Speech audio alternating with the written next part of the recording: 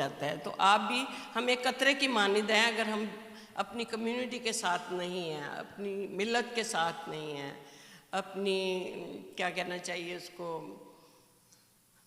ملت ہی کہنا چاہیے, بہترین لفظ یہی ہے, امہ کے ساتھ. دوسرا عربک لفظ بھی ہے. He also said that knowledge is useless until it is connected with your life. Whatever you are saying, you have that knowledge, right? But if you are not working, you are not practicing on that knowledge, so it's meaningless, right? It doesn't mean anything. You say that I want to be a good boy, but that goodness aati hai, you don't work on that, okay? You have to keep yourself clean. That is a good thing to do, but you don't keep yourself clean. Don't lie, always speak truth, right? You learn that. And when you don't speak, it means you are not acting whatever you know already, right, Minna? Right, good. تو act, تو اقبال ہے 3 عین یاد رکھنا, علم, عمل اور عشق. ان 3 چیزوں کے ارد گرد اقبال کی پوری فلسفی, پوری پوئٹری ہے کہ آپ کو نالج ہو, علم حاصل کریں. علم کون سا, وہ بھی نہیں آئی ہیں زہرا بطول, انہوں نے اس پہ پڑھنا تھا کہ علم جو ہے وہ آپ کو خدا سے دور نہ کرے. ایسا علم جو آپ کو اللہ کے راستے پہ رکھے, آپ دنیا سے بھی کیا ہر چیز سیکھیں, ایسا علم, فن سیکھیں, be creative, all this thing, okay. تو علم اور پھر اس کے اوپر عمل کرنا. پہلے علم حاصل کریں, اس اچھے علم کے اوپر عمل کریں, اور عمل کیسا ہو جو عشق کے ساتھ ہو, جس عمل سے آپ کو محبت ہو. جیسے امام حسین کا عشق اللہ کے لیے تھا, انہوں نے the most precious thing was the life, right, and gave in the love of Allah. So یاد رکھنا بچوں, علم, اس کے بعد کیا تھا زہرا, عمل. سجاد, عمل کے بعد عشق. جو آپ کام کرو شوق سے کرو, عشق سے کرو, محبت سے کرو. Then according to Iqbal, he says that knowledge is useless until it is connected with your life. Its purpose is nothing but to show you the splendor of you, how good you are, how great you are, how big you are. That ilm you should show yourself that greatness of you, okay, goodness of you. He used the philosophy in his poetry because he thought that if philosophy can be outdated, you know, وہ اردو میں کہتے ہیں بوڑھی ہو جاتی ہے اور poetry جو ہے وہ جوان رہتی ہے. It's always be remembered, okay. So the philosophy can be outdated, but the poetry always stays relevant. Up to this date ہم پرانے شاعروں کو بھی سنتے ہیں. آپ کو سمجھ آ رہی ہے؟ بچوں کو میں زیادہ ایڈریس کر رہی ہوں, آپ سب کو تو پتہ ہی ہے ساری باتوں کا. عالیہ, السلام علیکم. Thank you. اوکے, نہیں میں نے کہا بیٹھو, ٹھیک سے سنو میری بات. Okay, he wrote his poetry in Farsi and in Urdu. And in his poetry both in Urdu and Farsi, he gives a big message. He wrote poetry for children, for you guys. He wrote poetry for the جوان لوگوں کے لیے, and ہم جیسے بوڑھے لوگوں کے لیے بھی, کہ اب ہم نے کیا کرنا چاہیے. ہم نے بڑی غلطیاں کی جو ہم نے اڈاپٹ کر لیا ویسٹرن کلچر, اسی میں چھا گئے. پھر بچے جو ہیں وہ نیا سیکھتے ہیں, ان کو زیادہ اویئرنیس ہے. تو اس لیے اقبال ایک شعر میں یہ کہتا ہے, کیا تھا وہ, خودی میں بھول جاتی ہوں, نہیں, نوجوانوں کو پیروں کا استاد کر, خودی کو غلامی سے آزاد کر. اپنی آپ کی خودی جو ہے نا وہ غلامانہ نہیں ہونی چاہیے, آپ کچھ ہو. تو اس لیے خودی کو غلامی سے آزاد کر, جوانوں کو پیروں کا استاد کر. میں بہت ساری چیزیں نہیں لکھ پا رہی تھی, مجھے مصطفیٰ نے بڑی ہیلپ کی, تو میں نے اس کو اپنا استاد مان لیا. کیونکہ بہت سی چیزیں ہیں جو ایج میں آ کے یا انسان بڑوں سے بھی نہیں ہوتی, تو وہ چھوٹوں سے بھی سیکھتا ہے. میں بھی آپ سے سیکھتی ہوں, جو آپ کے خیالات ہوتے ہیں وہ تازہ خیال ہیں, تو ہم لوگ سیکھتے ہیں آپ سے. تو ان کی دونوں کو فارسی اور اردو کے میں نے تھوڑے سے 1-2 شعر لکھے ہیں. اب ہم نے بات کرنی ہے ٹاپک جو تھا ہمارا اقبال اور اہل البیت. اقبال کو کتنی محبت تھی اہل البیت سے. اقبال کہتے ہیں کہ he was inspired by the life of اہل البیت, امام حسین, امام علی, حضرت محمد صلی اللہ علیہ وسلم. بہت سارے شعر ہیں جو بچے پڑھیں گے, بڑے پڑھیں گے, نوجوان آپ کے سامنے پڑھیں گے, میں ریپیٹ نہیں کرتی, اور میرے بھائی حسن زیدی بھی کچھ آپ کے ساتھ شیئر کریں گے. تو اردو کا شعر ہے, میرا طریق امیری نہیں فقیری ہے, خودی نہ بیچ غریبی میں نام پیدا کر. آپ کی جو بھی مالی حیثیت ہے, آپ کو اپنے آپ کو نیچا نہیں سمجھنا چاہیے, آپ کو خوددار ہونا چاہیے. ٹھیک ہے. تو پھر اہل بیت پہ اگر دوسرا شعر ہے, اگر سر حسین کی تفسیر ہو جائے, مسلمانوں کا کعبہ روضہ شبیر ہو جائے. تو آپ کو جو سر کا مطلب ہوتا ہے راز, اگر امام حسین کی شہادت کا راز کھل جائے آپ سب پر, تو آپ پہلے امام حسین کے روضے کی زیارت کریں, پھر کعبے میں جائیں. کعبہ اور امام حسین ملے ہیں, دونوں ایک دوسرے کے ساتھ ملے ہیں. فارسی میں ہے, میرا بردر علی سے, السلام علیکم. گر فنا خواہی ز خود آزاد شو, گر بقا خواہی بے خود آباد شو. اقبال کا شعر ہے. در نوائے زندگی سوز از حسین, اہل حق حریت آموز از حسین. خون او تفسیر این اسرار کرد, ملت خوابیدہ را بیدار کر. سوئی ہوئی قوم کو جگایا ہے امام حسین نے, ان کے خون نے. اب میں بہت چھوٹا کروں گی تاکہ بہت لوگ اور بھی ہیں.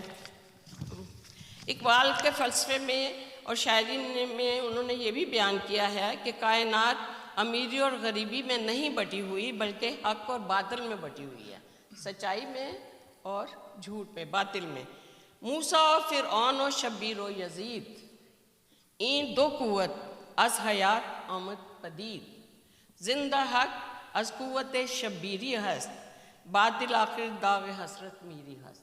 یعنی حق جو ہے وہ امام حسین کی وجہ سے زندہ ہے, حق ان کی وجہ سے زندہ ہے.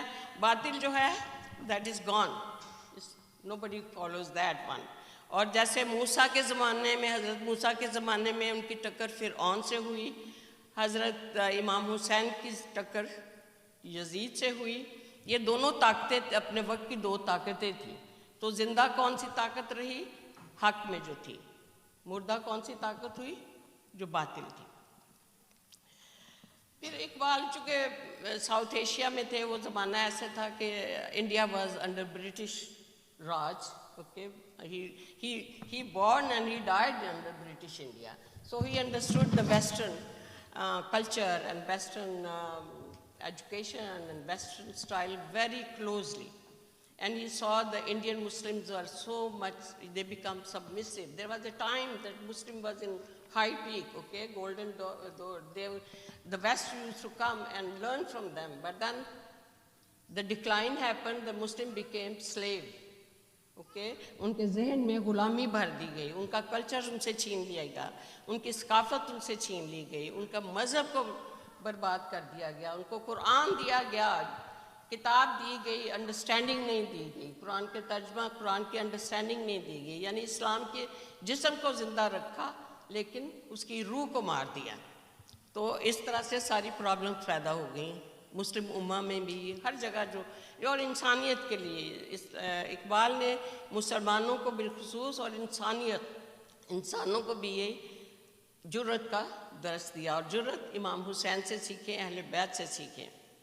خیرہ نہ کر سکا مجھے جلوائے فرنگ, وہ انگلینڈ میں بھی رہے, جرمنی میں بھی رہے, انہوں نے 2 PhD بھی کی, اور بہت he was very highly educated person. تو وہ کہتے ہیں خیرہ نہ کر سکا مجھے جلوائے فرنگ, سرما ہے میری آنکھ کا مدینہ و نجف. میں نے اسلام کو مدینہ اور نجف کی راستے سے سیکھا ہے, یعنی رسول کریم اور حضرت علی. جیسے رسول کریم کی بھی حدیث ہے, انا مدینۃ العلم والی علی بابہا. ٹھیک ہے, اب میں کٹ ہی کر رہی ہوں, بس آخری جملہ کہہ کے چھوڑ رہی ہوں. اور ان کے اچھے شعر, ویسے انسان گم ہو جاتا ہے اقبال کی بات کرے تو یہ بڑی مجبوری ہے. انہوں نے بہت سے موضوعات پر بات کی. انہوں نے مومن پہ بات کی, مرد مومن کون ہے, انسان کامل پہ بات کی, تاریخ ثقافت پہ بات کی، امامت پہ بات کی، فخر، جرت، بہادری، ایمان اور انسانی اور ایمانی اخلاق پہ بات کی. تو میں اپنی بات کو بالکل کٹ کرتی ہوں. سوری میں کتنا زیادہ لے لیا ٹائم. تو خدا حافظ. انشاءاللہ اپنے آپ بھی ضرور گوگل کیا کیجئے، اقبال کو پڑھا کیجئے، لہو کو گرم کیا کیجئے. سوری یہ بس ہے. مائک دینا. بآواز بلند سلوات.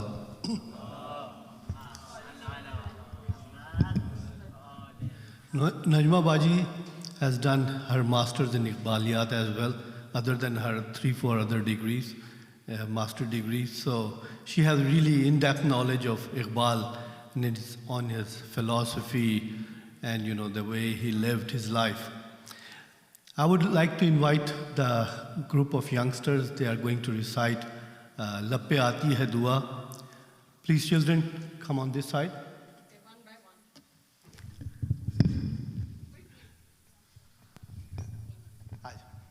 Stand in the line. Good. So, who is going to recite first? You? So you, then you will give it the mic to the other. لپے آتی ہے دعا بن کے تمنا میری، زندگی شمع کی صورت ہو خدایا میری. آپ نے بھی یہی کہنا ہے. Give it to me نا. لپے آتی ہے. لپی آتی ہے دعا بن کی تمنا میری، زندگی شمع کی صورت ہو خدایا میری. شاباش. لپے آتی. لپے آتی ہے دعا بن کے تمنا میری، زندگی شمع کی صورت ہو خدایا میری.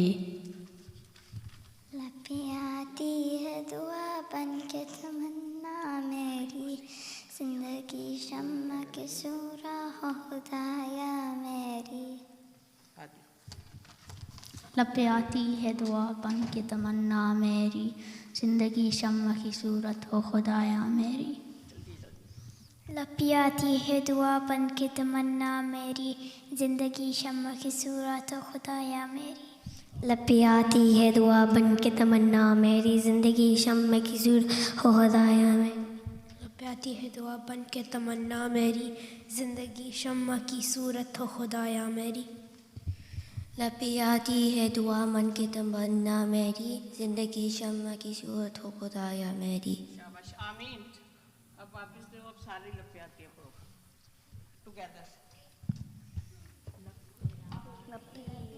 دعا بن کے تمنا میری، زندگی شمع کی صورت ہو خدایا میری. دور دنیا کا میرے دم سے اندھیرا ہو جائے، کا پورے چمن کی سے اجالا ہو جائے. میرے چمن کی زینت سرحا پل سے کی زینت، ہو میرے پروانہ کی صورت کا رب، ان کی شمع سے ہو مجھ کو محبت کا رب. یادم غریبوں کے حمایت کرنا، مندوں سے ضعیفوں سے محبت کرنا. اللہ برا سی ہے بچانا مجھ کو، اللہ بچانا مجھ کو. Thank you so much. Have a seat now. Go back.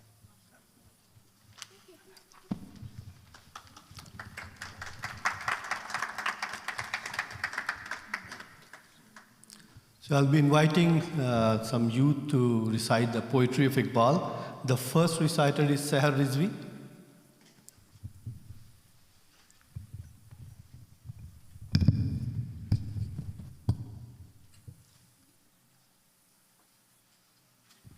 صلوات.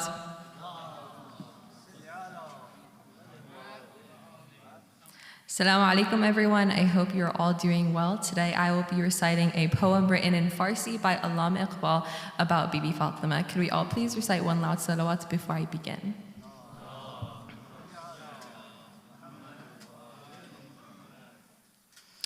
مریم از یک نسبت عیسی عزیز، از سه نسبت حضرت زهرا عزیز.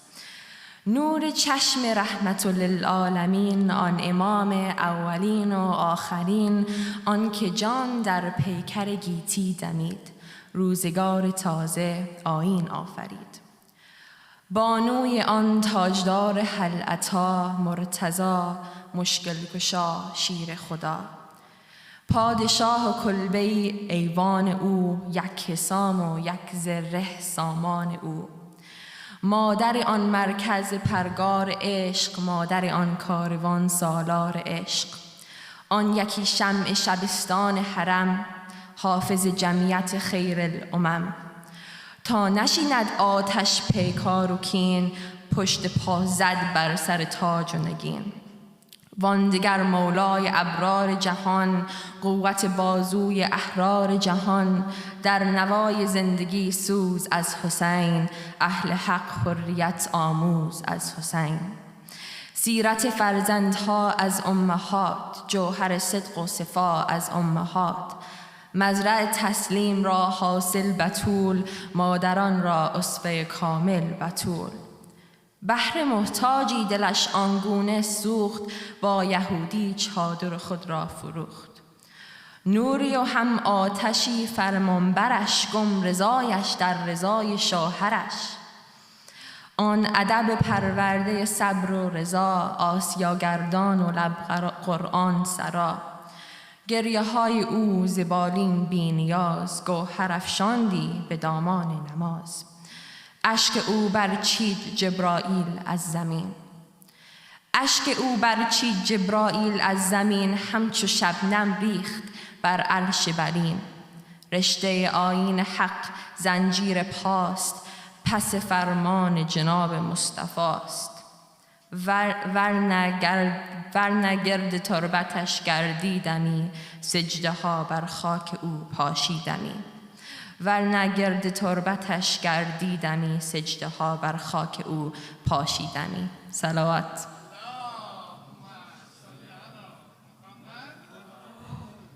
MashaAllah, nicely delivered.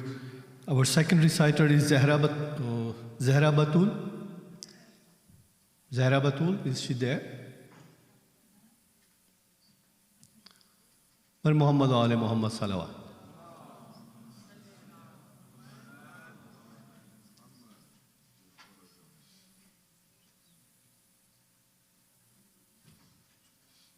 Assalamu alaikum. So I will be reciting a poetry on Allama Iqbal and Ahlul Bayt. Allah se kare dur to taaleem bhi fitna, imlak bhi ulad bhi jager bhi fitna. Na haq ke liye uthe to shamsheer bhi fitna, shamsheer hi kya naare takbir bhi fitna. So the translation to this is, if one becomes distant from Allah, even knowledge, ilm, becomes a source of fitna, trouble. Wealth, children, loved ones can also become fitna. If the sword is raised for injustice, even the sword can be fitna. Even the cry of takbir, Allahu Akbar, with the sword can be fitna. And the message of these verses reflect the message of Ahlul Bayt, that everything, even knowledge, power, faith, must align with truth and sincerity and obedience to Allah. Ahlul Bayt Islam taught that when these blessings are misused or separated from divine guidance, they turn it to fitna. Salat.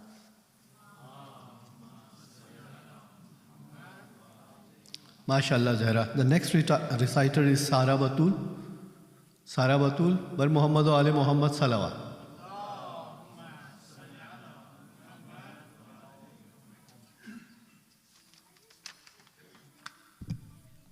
अस्सलामु अलैकुम।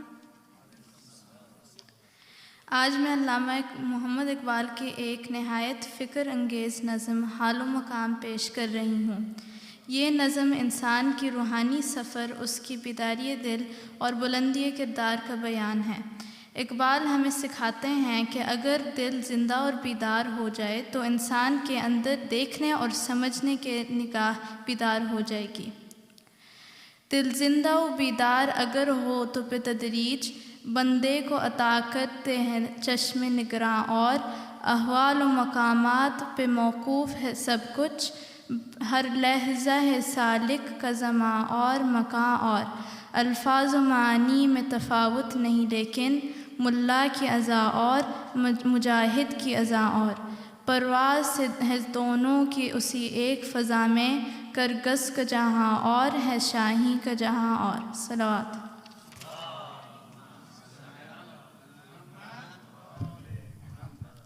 माशाअल्लाह सारा और मोहम्मद वाले मोहम्मद सलावत। Our next reciter is Musa Hassan. Musa Hassan और मोहम्मद वाले मोहम्मद सलावत।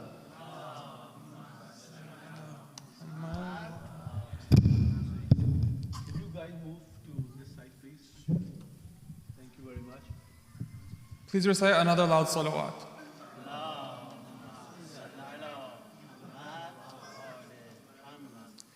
So I will be reading a few lines from my favorite poem from Allama Iqbal, which is Shikwa, and then the response he wrote, Jawab-e-Shikwa. Allama Iqbal wrote this poem during a time when the Muslim Ummah was very weak. It was after the fall of the Ottoman Empire, when the British occupied most of the Middle East with the French, and India was also under British rule.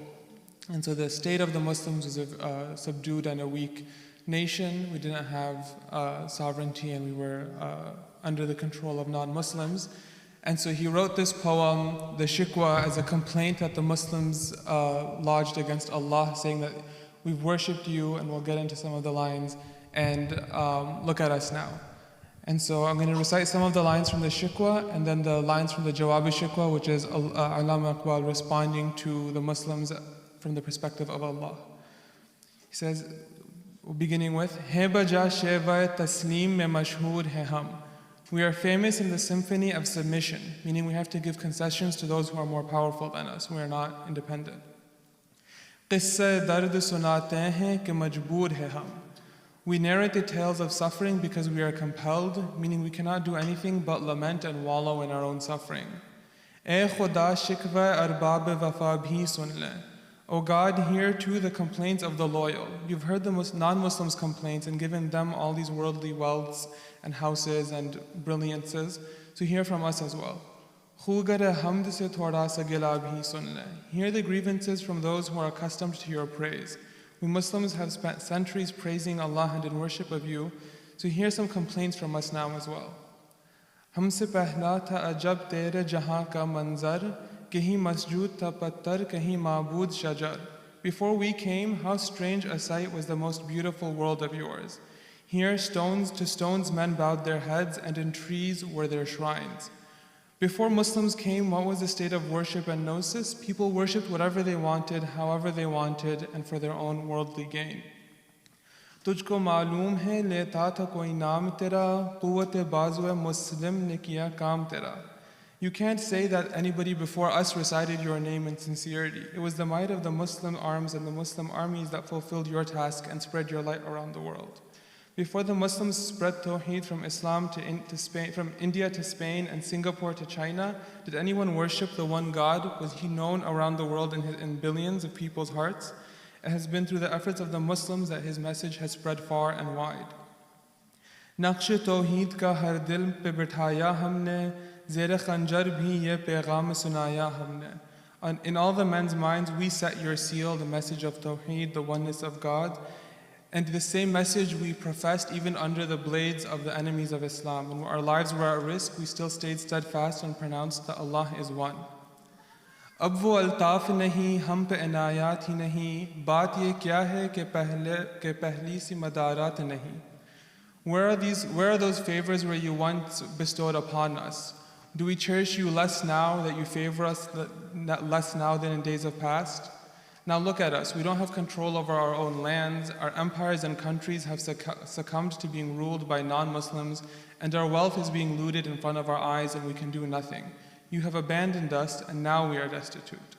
Rahmatein hain teri aghyar ke kashanon par, barq girti hai to bechare musalmanon par. Yet we see how your bounties are still raining on the roofs of the unbelieving clans, the non-Muslims, and everyone besides us. While when it comes for time for your punishment, it falls on the poor Muslims who have forbeared and have stood through all of your tests. So these are just some of the selections from Shikwa, and it continues in much of the same way, but with different, more selected complaints. Some of them about how we tried to eliminate, or we were successful in eliminating class between the rich and the poor. And these are the complaints that the Muslims of the time had against Allah, that they voiced, many of them whom didn't, but some of whom were voicing it. And we see that today as well, that many of our lands are poor. From Pakistan, Afghanistan, Iran, there's not the same general welfare that we have in America, where everyone is wealthy, or most people are wealthy. And then a few years later, after he wrote the Shikwa, Allama Iqbal published Jawab al-Shikwa, or the response from the perspective of Allah, or the words of Allah to the Muslims. Hum to mayal bakaram hain, koi sayil hi nahi. We are inclined towards mercy, yet there is no one asking for our mercy, and no one is seeking it. Rah diklaye kisi rah roe manzal hi nahi. Whom shall we guide? There is not a seeker in this path of truth.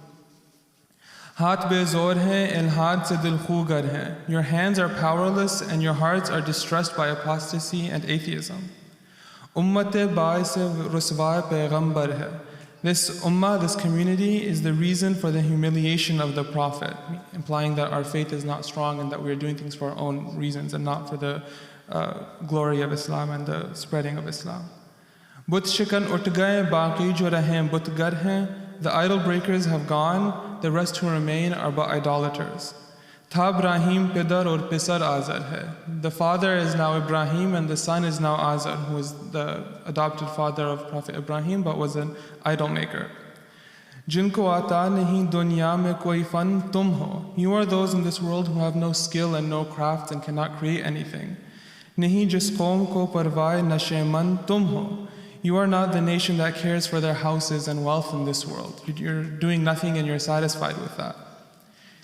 Bijliye jisme ho asuda wo khirman tum ho.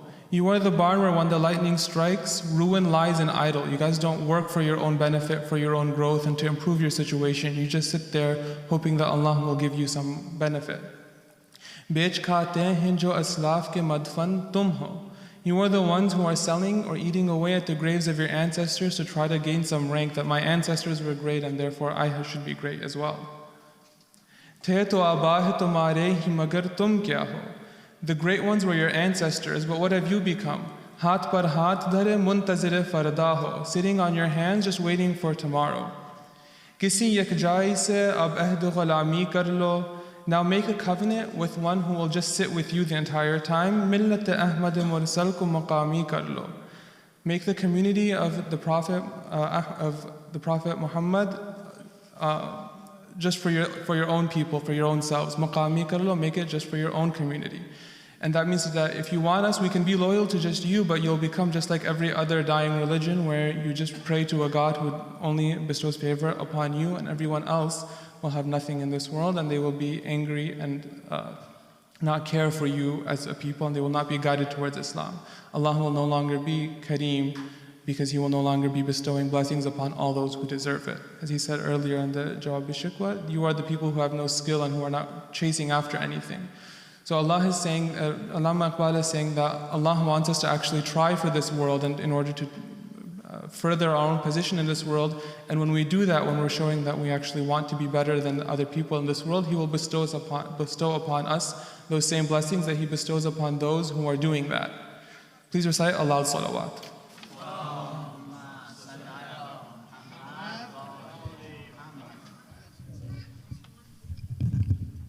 माशाल्लाह मूसा, अमल से जिंदगी बनती है, जन्नत भी जहन्नुम भी. Who will complete this couplet? Please raise your hand. Okay, brother Ali Abbas. ये खाकी अपनी फितरत में न नूरी है न नारी है. माशाल्लाह. Please recite a loud salawat for Al Abbas. My next reciter is Masuma Hassan. Masuma Hassan. Mar Muhammad wa Ale Muhammad salawat.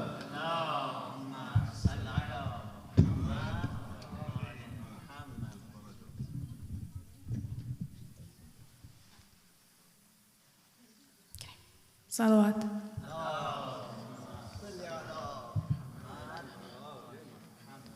Assalamu alaikum, everyone.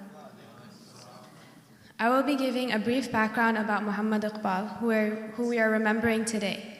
Iqbal was a philosopher and poet born 148 years ago today, on November 9th, 1877.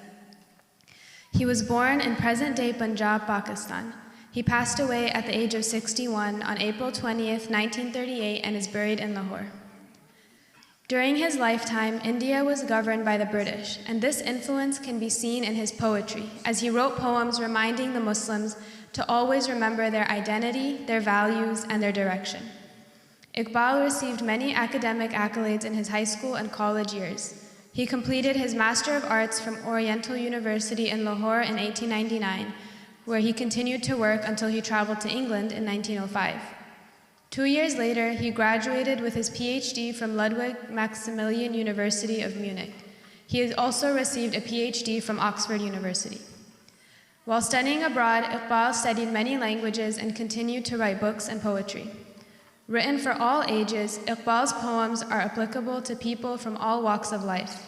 In addition to writing in both Farsi and Urdu languages, he has translated English works. For example, his poem Ek Makra or Makri was translated from Mary Howitt's 1829 poem The Spider and the Fly, which talks about the trap of vanity.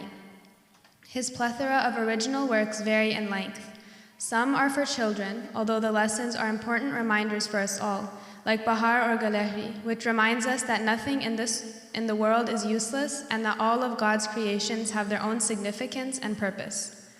Others, like the Shikwa or Jawab-e-Shikwa that we heard, are targeted to older audiences, as the poem is heavier in meaning. A common theme in all his poems is his focus on morals. Every poem, short or long, has a lesson that we can learn from. For example, the one in his poem Hamdardi has always stuck with me. The 2 lines at the end are Hai log wohi jahan mein achhe aate hai jo kaam dusron ke. This translates to they alone are truly great in this world who come to others' aid in times of need. His poetry centers on lessons taught to us by the Prophet Muhammad and the Ahlul Bayt. He drew inspiration from these noble characters and guides that we have in our history. These are some verses of his poetry about the Prophet and Imam Hussein. Ki Muhammad se wafa tune hum tere hain, ye jahan cheez hai kya loho kalam tere hain. If you are loyal to Muhammad, we are yours. Not only this world, but even the divine pen and the tablet are yours. Ek fakr hai shabiri, is fakr mein hai miri. Mirasa Musalmani, sarmaya ye shabiri. To be like Hussainism is to be poor, but in that poverty is kingship. The inheritance of Islam is the capital of Hussainism. Salawat.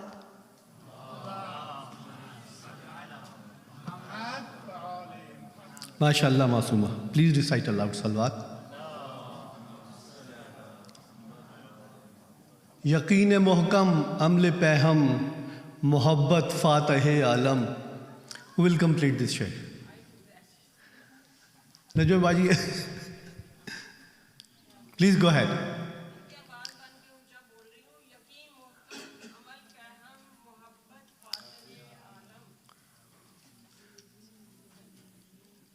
मर्दों की शब्द वाह माशाअल्लाह माशाअल्लाह पर मोहम्मद और आले Mohammad बुलंदतर सलवात. My next reciter is Taha Chawla. Please, Taha Chawla, please welcome him with a loud salawat.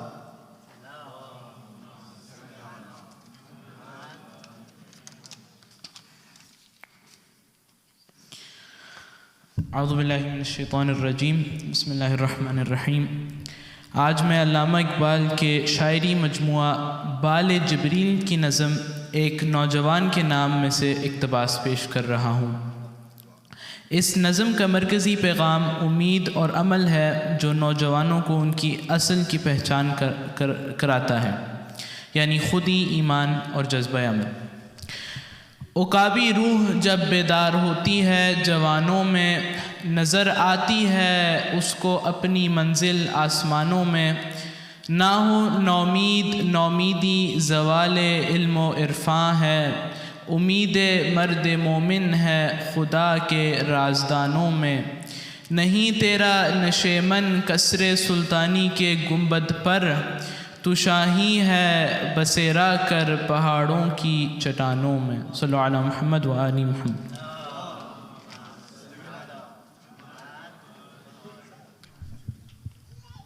ماشاء اللہ کہا۔ پھر محمد و آل محمد صلوات۔ سبق پھر پڑھ صداقت کا، عدالت کا، شجاعت کا۔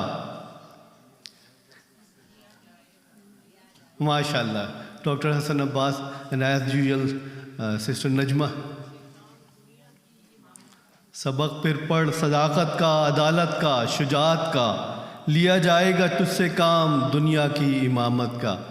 My next reciter is Murtaza Abbas. Please recite aloud salawat.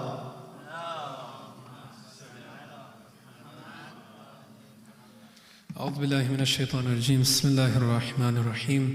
Assalamu alaikum everyone. I will be reciting a short poem by Allama Iqbal on the topic of imamat. In this poem, he gives a few virtues of what a good leader should be like.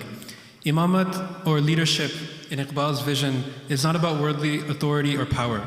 It is spiritual guidance that awakens hearts, detaches souls from materialism, and drives them toward a divine purpose. The true Imam connects people to Allah subhanahu wa ta'ala, not to kings or tyrants.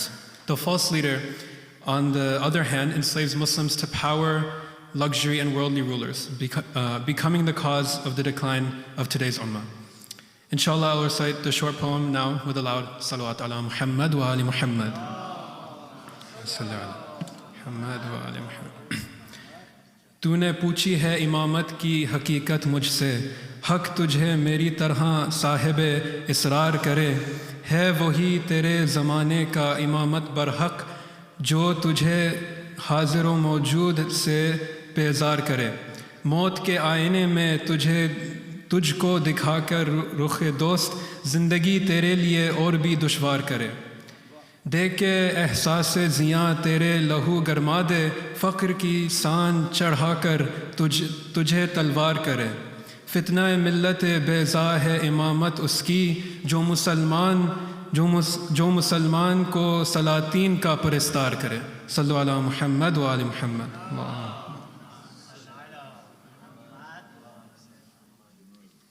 ماشاء اللہ مرتضیٰ۔ اور محمد و آل محمد صلوات۔ پانی پانی کر گئی مجھ کو قلندر کی یہ بات۔ ماشاء اللہ۔ تو اگر پانی پانی کر گئی مجھ کو قلندر کی یہ بات، تو جھکا جب غیر کے آگے نہ تن تیرا نہ من۔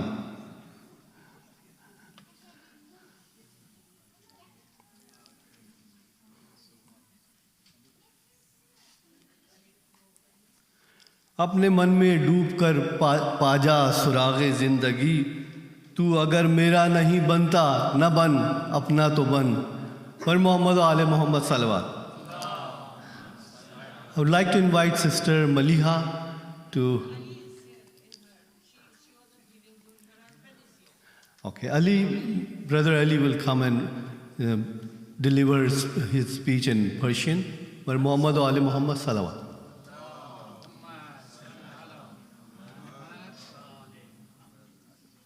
Please keep on reciting salawat.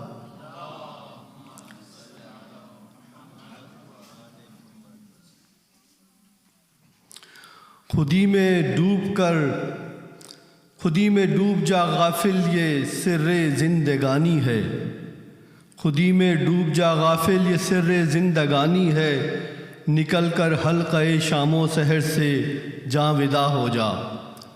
پر محمد و آل محمد صلوات۔ Now I'll give the mic to Brother Ali. Bismillah ar-Rahman ar-Rahim. Assalamu alaikum wa rahmatullahi wa barakatuh. This was my wife, and she unfortunately got some excuses, so she gave it to me yesterday morning. So it's kind of, anyway. I make it really short. It's a presentation file. Part of it is in English. Brother Hassan, Musa Hassan has it. If anybody wants it, he can email it to you or get a printout of it. The first one gives you about Allama Muhammad Lahori, his birthplace, his family background from his Ajdad, his education from childhood, and then it goes on to who was he influenced by, like Maulana and some others, and then his traits, like being a scholar, Islamic philosopher, poet, visionary politician, and so on. Now, his books or his asars are in Farsi. There are quite a number. It's the list there, and I can have English translation added later on and add to it if anybody wants it.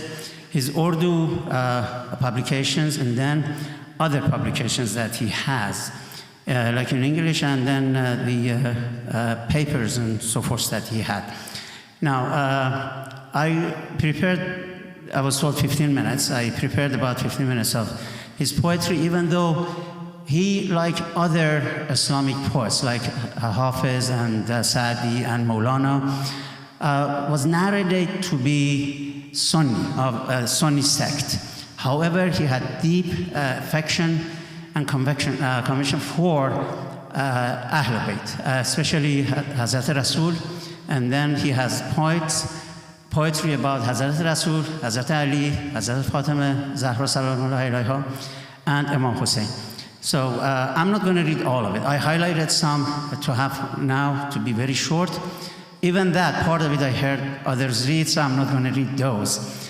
I just read a couple of them. These are mostly, I understand that even Urdu speaking people, a lot of this I understand, because it's common between Urdu and Farsi. This is about Hazrat Rasul, peace be upon him.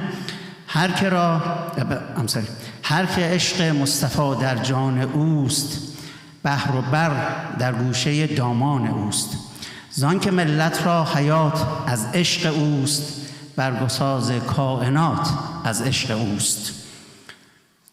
Then ای ظهور تو شباب زندگی، جلوه تعبیر خواب زندگی. ای زمین از بارگاهت ارجمند، آسمان از بوسه بامت بلند. شش جهت روشن ستاب روی تو، ترک و تاجیک و عرب هندوی تو. در جهان شمع حیات افروختی، بندگان را خواجگی آموختی. برگساز کائنات از وحدت است، اندر این عالم حیات از وحدت است. درگذر از رنگ و بوهای کهن، پاک شو از آرزوهای کهن. این کهن سامان نیرزد با دو جو، نقش بند آرزوی تازه شو. قلب ما از هند و روم و شام نیست، مرز و بوم ما به جز اسلام نیست. مسلم استی دل به اقلیمی مبند، گم شو اندر این جهان چون و چند. I'm not going to, there is a little bit more, I'm not going to read. Only last one. در دل مسلم مقام مصطفی است، آبروی ما ز نام مصطفی است. It's about Imam Ali alayhi salam. I'm not going to read. There is just a couple of poets about Hazrat Zahra, because this is Ayyam Fatimiyya right now. I think that would be appropriate to read this a few baits, and then there is a lot about Imam Hussein that I'm not going to read again. So, مریم از یک نسبت عیسی عزیز، از 3 نسبت حضرت زهرا عزیز. نور چشم رحمت للعالمین، آن امام اولین و آخرین. آن که جان در پیکر گیتی دمید، روزگار تازه آیین آفرید. بانوی آن تاجدار حلعتا، مرتضی مشکل گشا شیر خدا. پادشاه و کلبه‌ای ایوان او، یک حسام و یک زره سامان او. مادر آن مرکز پرکار عشق، مادر آن کاروان سالار عشق. آن یکی شمع شبستان حرم، حافظ جمعیت خیرالامم. تا نشیند آتش پیکار و کین، پشت پا زد بر سر تاج و نگین. واندگر مولای ابرار جهان، قوت بازوی احرار جهان. در نوای زندگی سوز از حسین، اهل حق حریت آموز از حسین. سیرت فرزندها از امهات، جوهر صدق و صفا از امهات. مزرعه تسلیم را حاصل بتول، مادران را اسوه کامل بتول. بهر محتاجی دلش آنگونه سوخت، با یهودی چادر خود را فروخت. نوری و هم آتشی فرمانبرش، گم رضایش در رضای شوهرش. آن ادب پرورده صبر و رضا، آسیا گردان و لب قرآن سرا. گره های او ز بالین بی نیاز، گوهر افشاندی به دامان نماز. اشک او برچید جبریل از زمین، همچو شبنم ریخت بر عرش برین. رشته آیین حق زنجیر پاست، پاس فرمان جناب مصطفاست. ورنه گرد تربتش گردیدمی، سجده ها بر خاک او پاچیدمی. I'm really sorry that there is no time to translate this, but those who understand, especially Haj Karim, know about the depth of this poetry. بر محمد و آل محمد صلوات.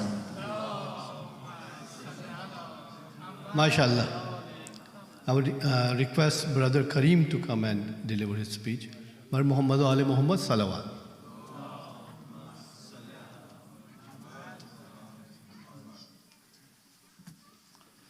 سلام علیکم.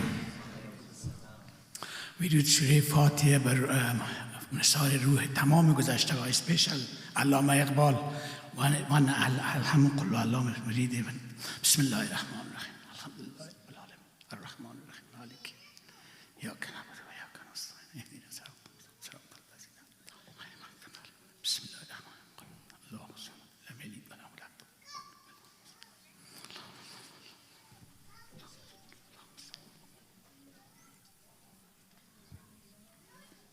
نثار روی تمام گذشته ها، بزرگا، علما، شهرا، صلوات محمدی.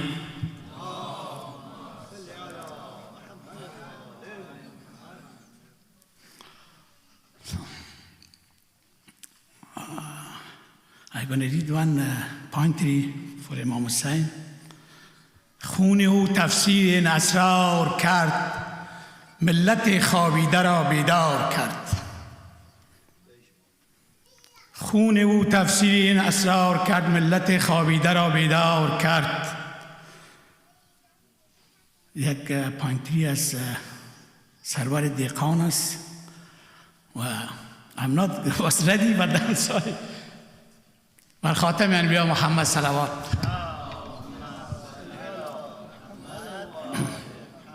اللهم صل علی محمد.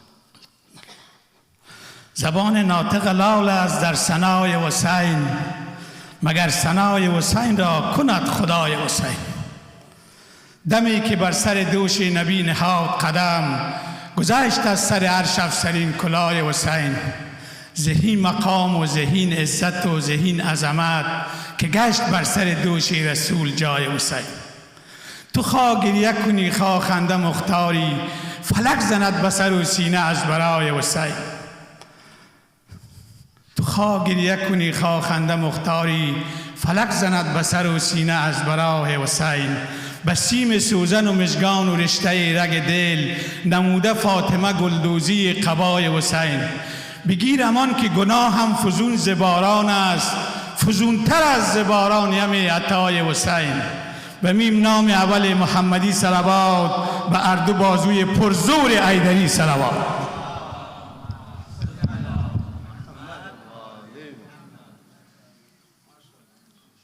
ماشاءاللہ بر محمد و آل محمد صلوات. خودی کو کر بلند اتنا کہ ہر تقدیر سے پہلے is going to complete this chair. ماشاءاللہ خدا بندے سے خود پوچھے بتا تیری رضا کیا ہے. I will request Brother Ali Abbas to come and recite a poem on Khudi, Iqbal's Khudi, پر محمد و آل محمد صلوات.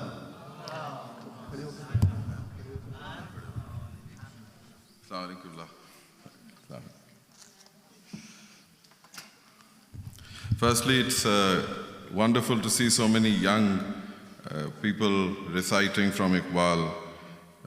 His legacy must continue and does continue, and it is remarkable how Iqbal's words spoken almost 100 years ago ring so true in the context of today.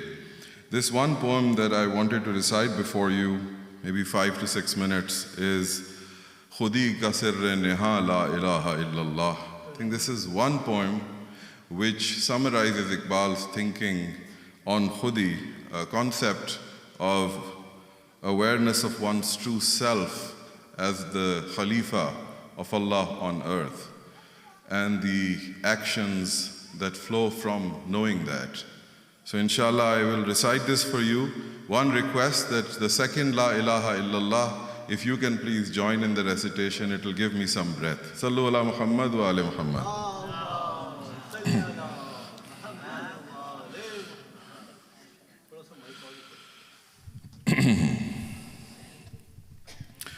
خود کا سر نہا لا الہ الا اللہ لا الہ الا اللہ خود ہے تیغ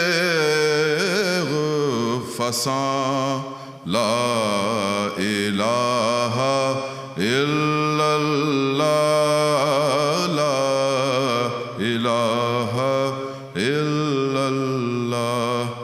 یہ دور اپنے براہیم کی تلاش میں ہے صنم کدا ہے جہاں لا الہ الا اللہ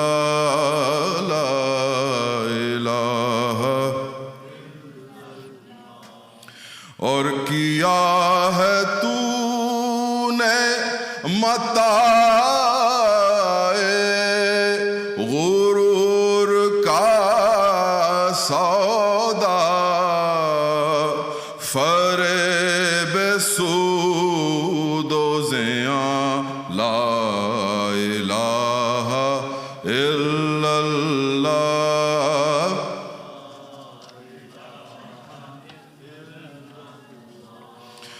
اور یہ مال و دولت دنیا یہ رشتہ و پیوند بتان وہم و گماں لا الہ الا اللہ لا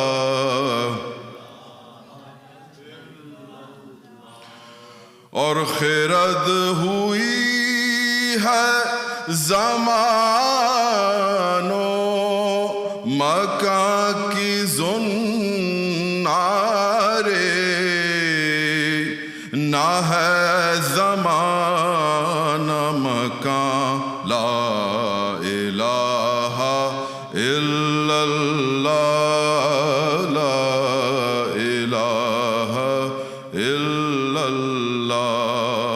This is a very profound verse which maybe Maulana will also appreciate, he talks about it often, that reason today has become a captive of time and space, yet there is in reality neither time nor space, just La ilaha illallah. It is really profound, these words of Iqbal. اور یہ نغمہ فصل گلو لالا کا نہیں پابند بہار ہو کہ خزاں لا الہ الا اللہ لا الہ. And let's last verse. اگرچہ بت ہے جماعت کی آستینوں میں، اگرچہ بت ہے جماعت کی آستینوں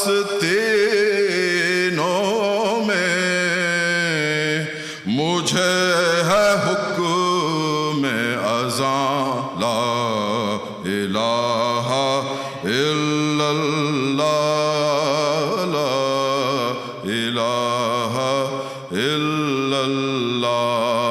مجھے ہے حکم اذاں لا الہ الا اللہ لا الہ الا اللہ. خود کا سر نہاں لا الہ الا اللہ لا الہ الا اللہ.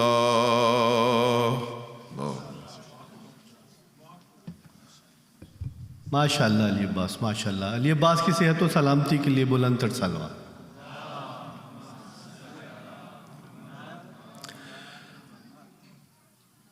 قہاریو، غفاریو، قدوسیو، جبروت، یہ چار عناصر ہوں تو بنتا ہے مسلمان. لیکن یہ پوری نظم ترنم کے ساتھ جب باور بھائی کی زبان سے آپ سنیں گے تو آپ کو زیادہ مزہ آئے گا. بل محمد و آل محمد صلوات.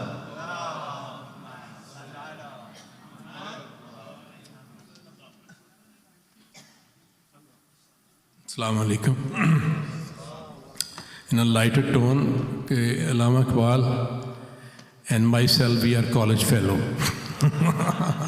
He's been teaching and studying at government college, so we've seen his room, new hostel mein. So there was a 40 years ago huge celebration for Allama Iqbal, 7 salah tarqeebaat thi. So I have a few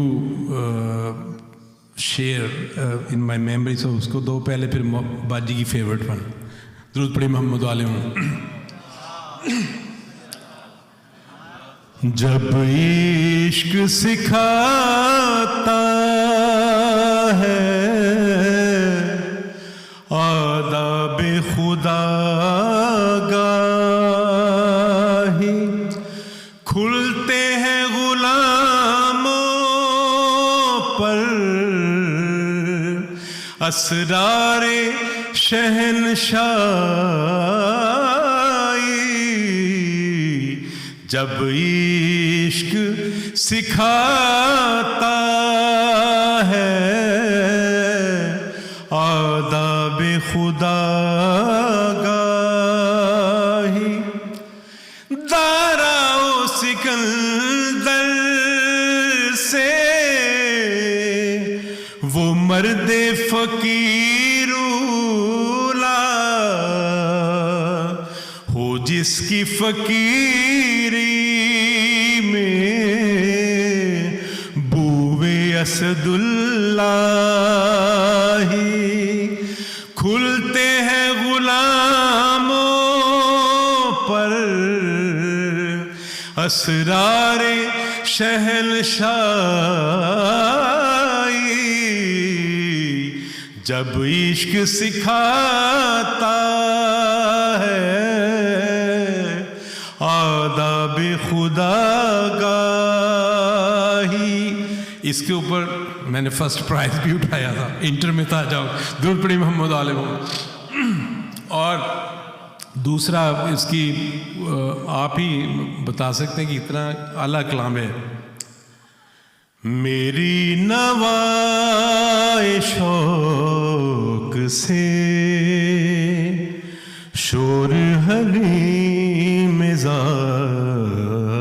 میں, میری نوائے شوق میں, میری نوائے شوق سے شور حریم ذات میں, غلغلہ علامہ بدگدائے صفات میں, تو نے یہ کیا غضب کیا مجھ کو ہی فاش کر دیا, میں ہی تو ایک راز تھا سینہ کائنات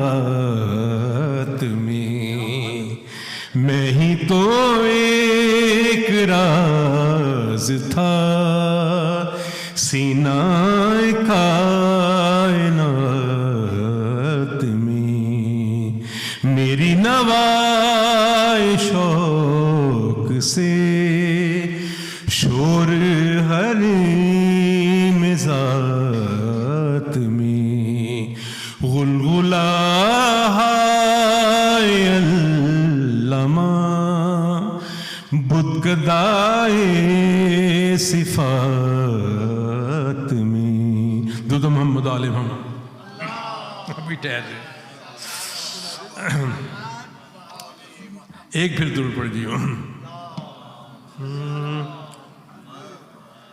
ہر لحظہ ہے مومن کی نئی شان نئی آن, ہر لحظہ ہے مومن کی نئی شان نئی آن, گفتار میں کردار میں اللہ کی برہان, ہر لحظہ ہے مومن کی گفتار میں کردار میں اللہ کی برہان, گفتار میں کردار میں اللہ کی برہان, قہاریو غفاریو قدوسیو جبروت, ہر لحظہ ہے مومن کی نئی شان نئی آن, گفتار میں کردار میں اللہ کی برہان, ہر لحظہ ہے مومن کی قہاریو غفاریو قدوسیو جبروت, یہ چار عناصر ہوں تو بنتا ہے مسلمان, ہر لحظہ ہے مومن کی. ہم سایہ جبریل امی بندہ خاکی,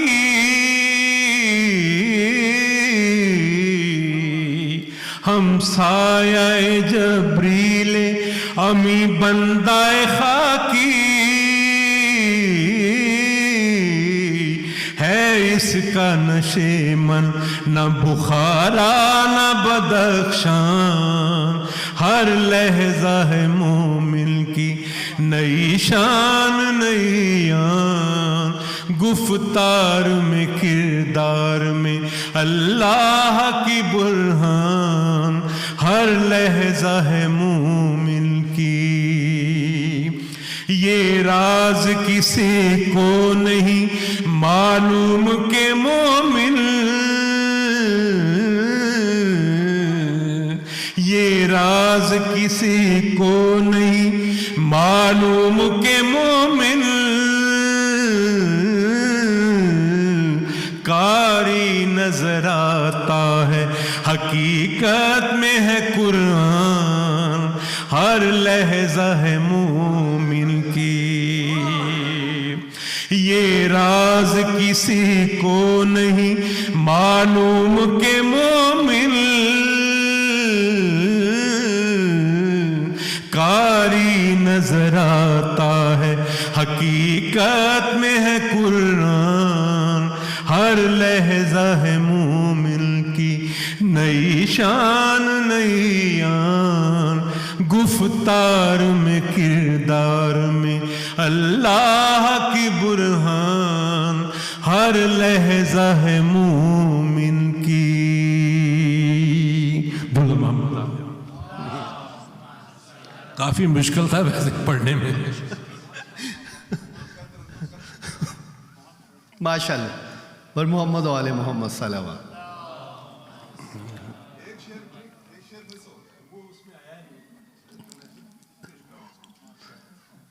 बावाद बुलंदर सलवा। There is a request for our sister Adila. She wants to recite a couple of Iqbal's poetry. Where Muhammad wa ali Muhammad sallallahu.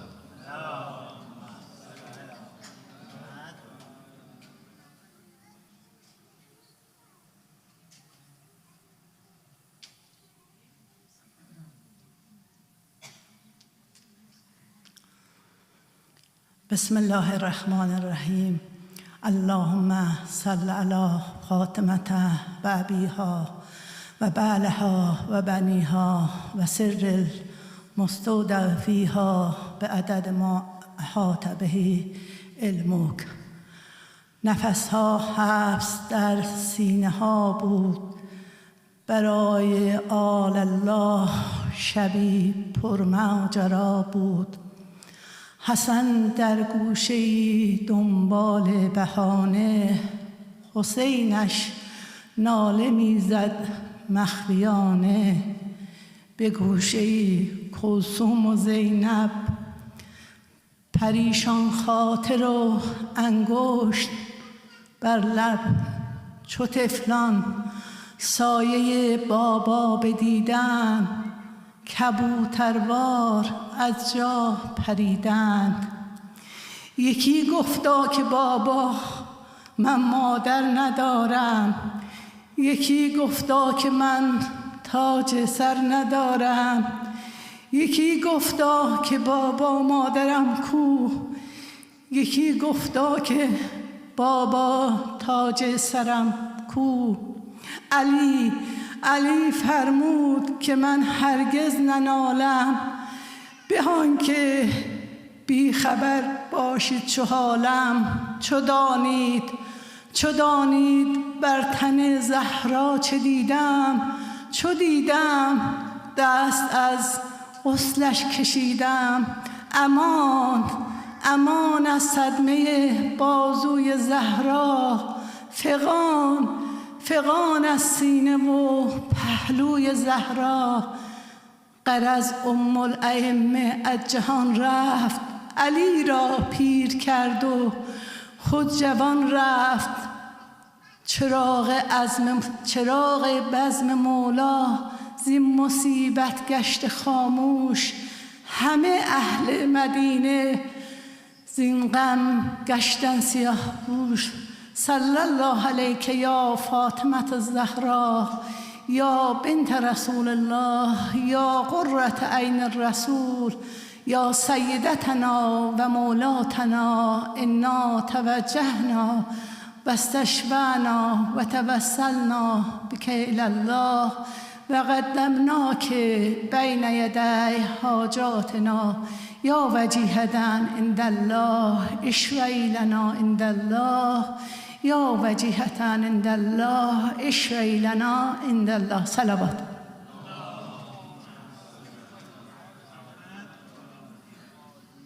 بار دیگر بلندتر صلوات.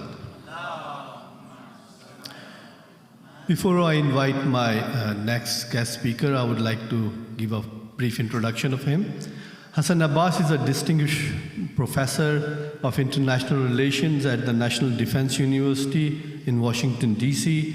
Earlier, he served as the distinguished Qaid-e-Azam professor at Columbia University and held various fellowships, including at Howard University.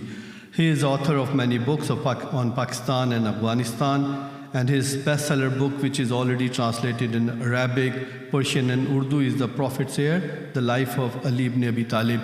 Please recite a loud salawat and welcome Professor Hassan Abbas.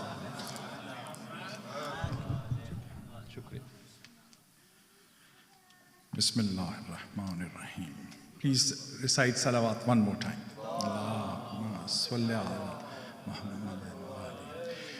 It is my true honor and a great privilege to be invited to share my thoughts on the subject. I must start with real heartfelt appreciation for Maulana Suleiman, for Maulana Siraj, and the members of this community. I was looking at the calendars of all the centers in this town, and even actually in the broader area, both Shia, Sunni, others, and I could see this is the only center which is commemorating Iqbal. And so I appreciate that, the vision. This center may be, I should not say smallest in terms of the building, but in terms of kind of at times you would say, hopefully we'll have a big center coming up very soon. But I was comparing in terms of vision, and I say it publicly, in terms of vision, in terms of ideas, and in terms of investment in the intellectual side of things, I would rate this center at the top of any other list. Not that we compete with each other, we compete in a creative sense. So in that sense, I really appreciate the efforts.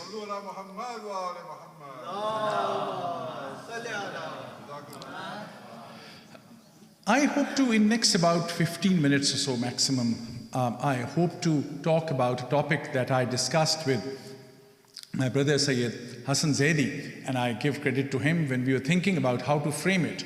I mentioned I'm most inspired by Allama Iqbal's not only poetry, but his 6 fundamental lectures in English language, which were published as Reconstruction of Religious Thought in Islam. Very bold way to put it, reconstruction of religious thought. And these are originally recorded 6 lectures which are presented, and these are widely available globally. But he added one component to it. He said, Hassan bhai, can you add the idea of khudi? And I said, thank you very much. What you have put your finger on is the heart of the matter. So the topic today is khudi, which I'll explain what khudi means. I mean, they're mostly all here with Persian and Urdu speaking background, so you understand, but I'll go a bit deeper into it.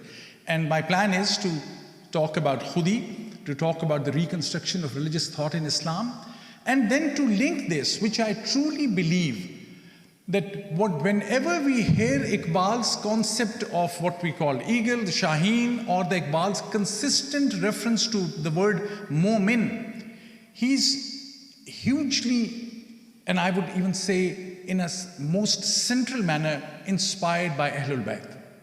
That is so obvious from his poetry that many a times there were many famous verses like this one. Islam ke daman mein aur iske siwa kya hai, ek zarbe yadullahi, ek sajda shabbiri. This is not Iqbal's verse. This is a famous poet, Waqar Ambalvi. However, because of Iqbal's love for Ahlul Bayt, even his contemporary big scholars and poets, whenever they said something phenomenal about Ahlul Bayt, people said, this must be Iqbal. I mean, this is a great way.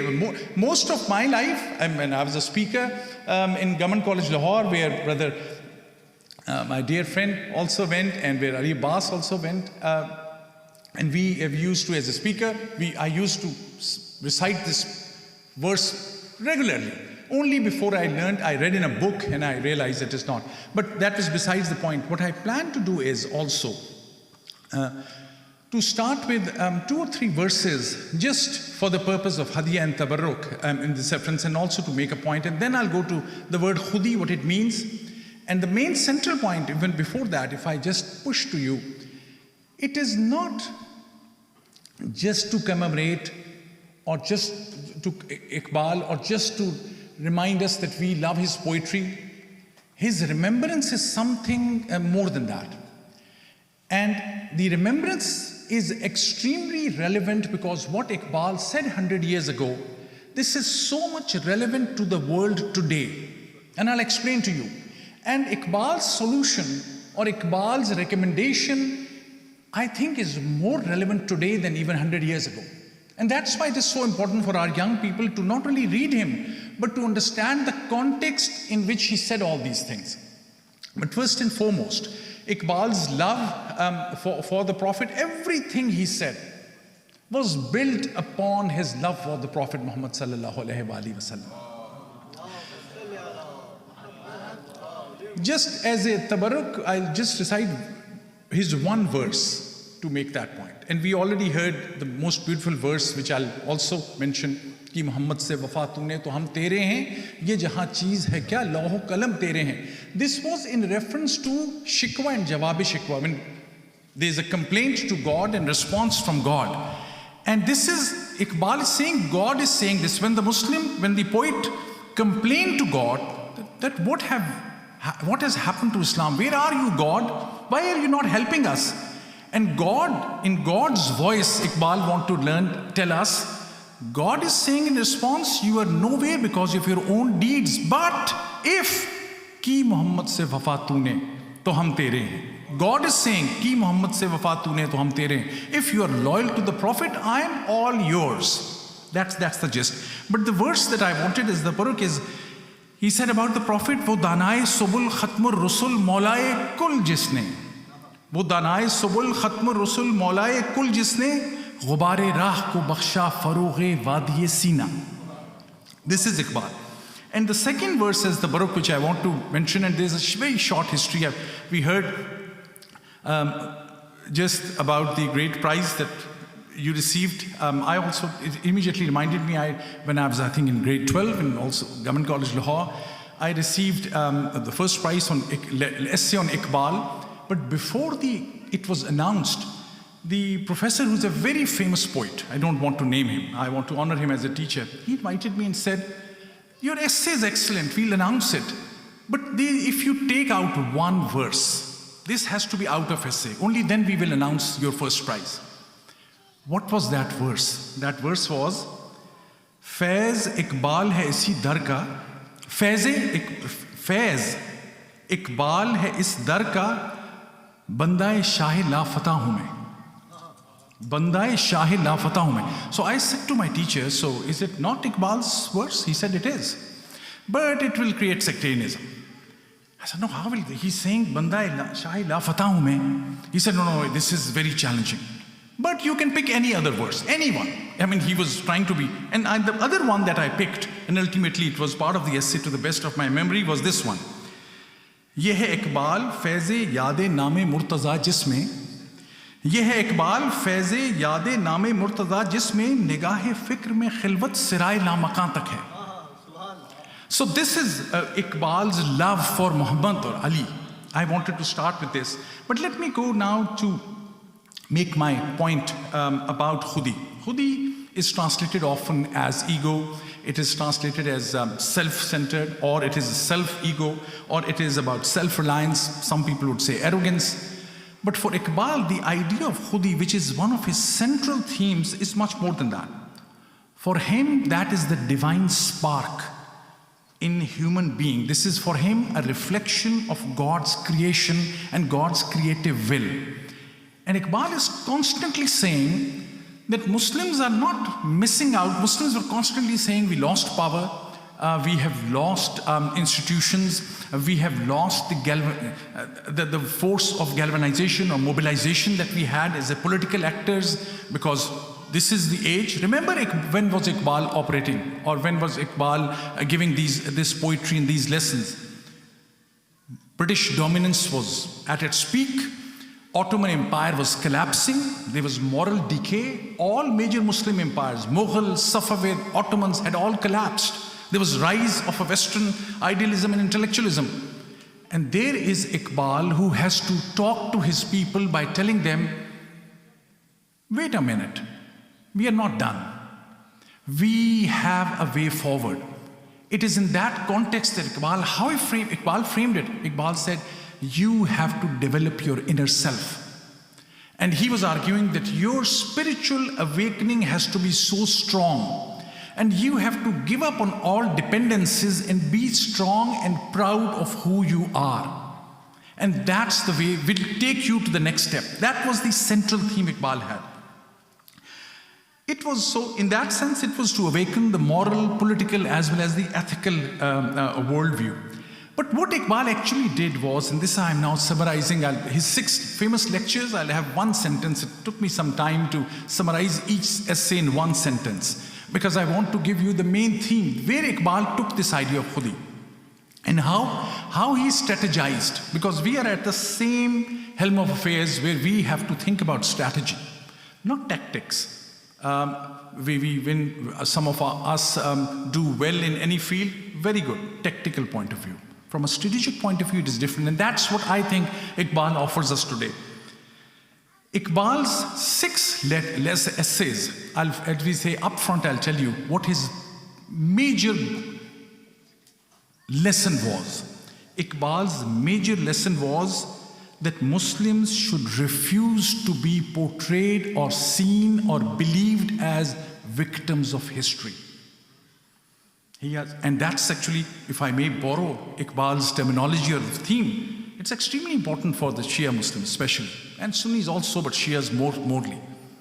Do you think about this and reflect, have we portrayed ourselves as victims of history in a sense that has put us in such despair and in such worldview that is having a negative impact on our capacity to be creative, to stand against tyranny, to stand for a new path?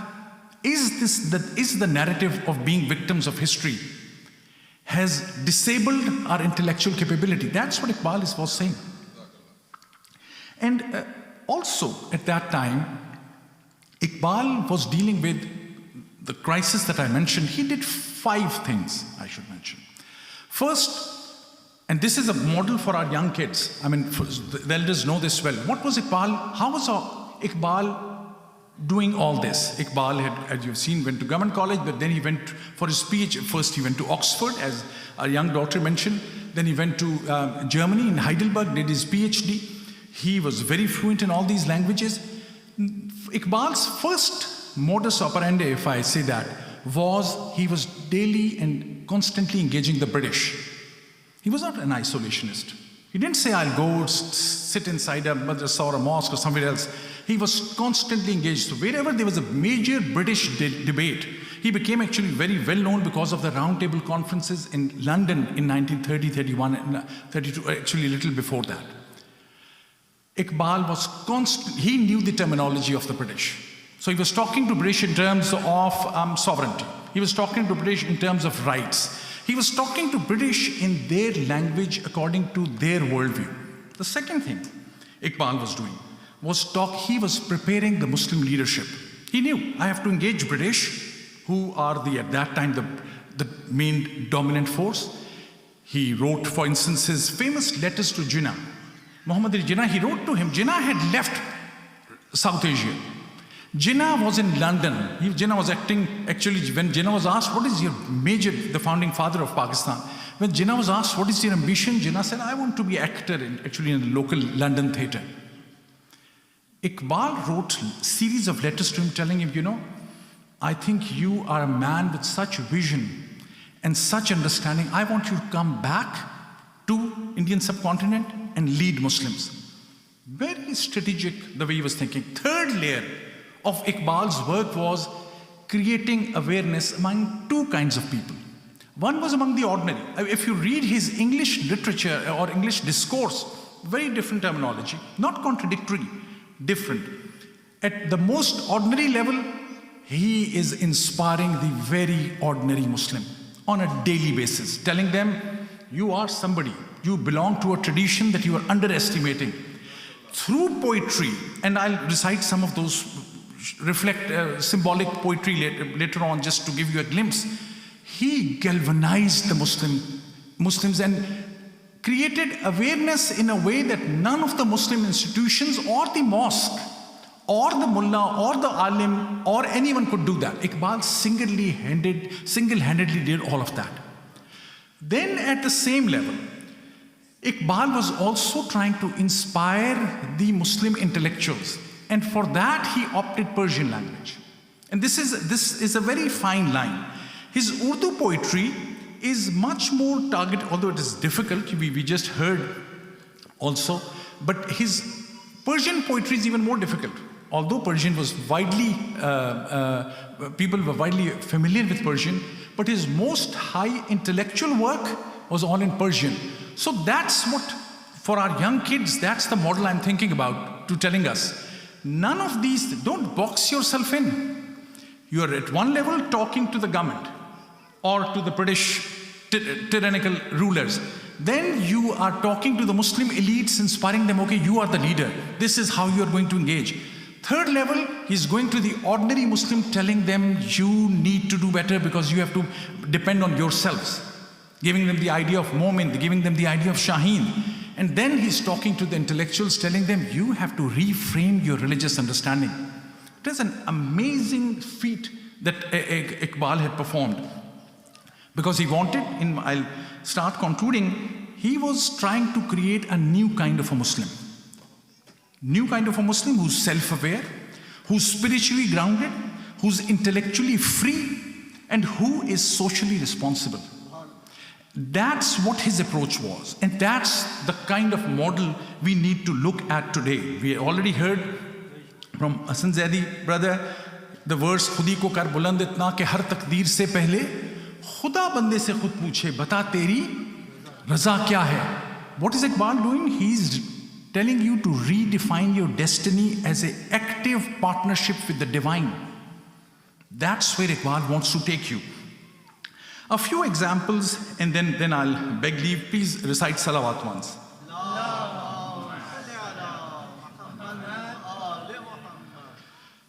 I'll pick some verses just to give you a flavor of what now, exactly all the things that I've said. I'll take hardly 3 or maximum 4 more minutes. I already mentioned Iqbal's love for Ahlul Bayt, but when he went to Heidelberg, University of Munich, and did his PhD, many people said he has picked on the great French and Western philosophers' ideas and converted the idea of a Superman into Shaheen. Iqbal said, no, that's not what I'm doing. I'm trying to explain that the heart of the matter is in your spirituality. And that's what came out of his 6 lectures, what I promised you, 6 lines about his 6 famous lectures. This book is widely available. If you go on internet, you will find these very short book, Reconstruction of Religious Thought in Islam. It's in English language because Iqbal delivered these lectures in English. Please read those. But if I am able to put a seed for you to inspire you to read it, Iqbal in first essay argues, religious experience is a genuine form of knowledge. Now Iqbal is operating in a world where everyone is saying science is the way to go. He was not saying I'm against science. He was saying religious experience is as powerful as any other knowledge. Secondly, Iqbal is saying in second essay, mystical experiences are encounters with a deeper reality. So he's linking all the Sufia, all the Awliya, all the mystics and saints with something more profound. Then he's saying, God is not somewhere distant. He is a reality in not only universe, but in human soul. Then he argues, then he comes to Khudi in his 4th lecture, and he makes the argument that this ego, this Khudi that we talk about, is a center of self-evolving consciousness. That if you are not dependent on the others, and if you are proud of who you are, based on your tradition, your spirituality, your background, that in itself will take you to the path of light and take you away from the path of darkness. And last but not the least, Iqbal in his essay on Muslim culture argues that combine faith with rational inquiry. That is his most important essay. He was saying Islam is a religion which is both spiritual and scientific. And that was the time when many of the top religious scholars were saying, we are against the British, so leave the British sciences, leave English language even, leave all of that. And he was saying, no, we have a tradition which is spiritual, but it is also rational. And lastly, he argued in favor of a case of ijtihad. Ijtihad, which is rational reasoning for Iqbal. So his contribution to Muslim intellectual thought is huge. But then he knew that these are the cases he's building up for the intellectual, for the Muslim leadership, and also telling the West that look, we are not without a philosophy. If you're talking about Socrates, Aristotle, and Plato, we have a very rich intellectual tradition as well. How Iqbal did that? Just a few verses now, and I beg leave. When he came back from the West, Iqbal said, "Khira na kar saka mujhe jalwaye danish farang." I'm not darkened, my eyesight retains its power even if I've left the West. Khira na kar saka mujhe jalwaye danish farang, surma tha meri aankh ka khake Madina o Najaf. He's constantly arguing where is my inspiration is coming from. When he's inspiring the moment about khudi, he's arguing, हाथ है अल्लाह का बंदाए मोमिन का हाथ है अल्लाह का बंदाए मोमिन का हाथ गालिब कार आफरी कार कुशा कार साज. He's giving the moment the power and authority, and then he's criticizing those who are the custodians of religion. For example, he said the most provocative way, he said, "Deen mulla fi sabilillah fasad." That was once he came out very sharply against the mullahs and those mullahs who were very dogmatic. Deen mulla fi sabilillah fasad. Then he also said to them, "Zaban se keh bhi diya la ilaha to kya hasil?" What if you have just said la ilaha illallah? We heard such a beautiful verses on la ilaha illallah. Zaban se keh bhi diya la ilaha to kya hasil? Dilo nigah Musalman nahi to kuch bhi nahi. And then I'll end with a few verses of his love for Ali and Ahlul Bayt, which I have mentioned. We already heard from our friend Ali, who recited works from his wife, but I'll just mention, because that was such poetry and such a way for Iqbal's imagination about Ahlul Bayt. Iqbal had said, "Muslim awwal, Shahe Marda Ali, ishq ra sarmaya Imam Ali, ishq ra sarmaya Imam Ali."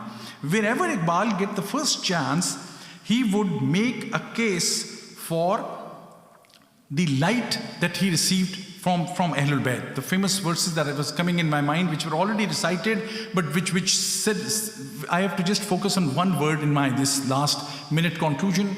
When he was asked, and this question used to be asked, Maryam is superior to Fatima, and he would say, Maryam azyak nisbat Zahra Aziz, as-se nisbat Hazrat Zahra Aziz. Maryam had one criterion of privilege and priority and excellence. The Fatima to Zahra had three. What? Noor Chashme Rahmatul Lil Alami, Imam Awwali wa Akhri. The Prophet. On Ali, Banwaya Tajdare Halata, Murtaza, Mushkil Kusha, Shere Khuda. But the third one, which I want you to focus on, Madare Markaze Parkar Ishq, Madare Karma Salare Ishq. Iqbal's message to you is your religion comes out of love. Hussain stands for love. Madare Markaze Parkar Ishq, Madare Karma Salare Ishq. Unless you have the love of the divine, unless it is Tawheed that mobilizes you, nothing else will work. That's why I argue Iqbal's beautiful poetry, inspiring words, everything comes from his model that is in his mind. That is the Prophet, Ali, Hassan, Hussein, Fatima. The number of times he has these references is amazing. And people still ask, do you think Iqbal is Shia? It doesn't matter whether Iqbal is Shia or Sunni or whatever. What Iqbal has done in the service of mankind, the Muslim tradition, and for the love of Ahlul Bayt is absolutely astounding. That's why we are honoring him. That's why we need to take inspiration from Iqbal. Thank you very much for this opportunity.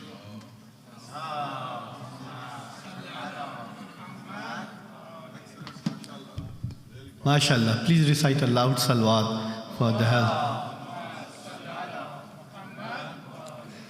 निगाह बुलंद सुखन दिल नवाज जां पुरसोज यही है रख्त सफ़र मीरे कारवां के लिए. I would like to invite Dr. Suleiman Hassan to come and give his closing remarks. Please recite a loud salawat.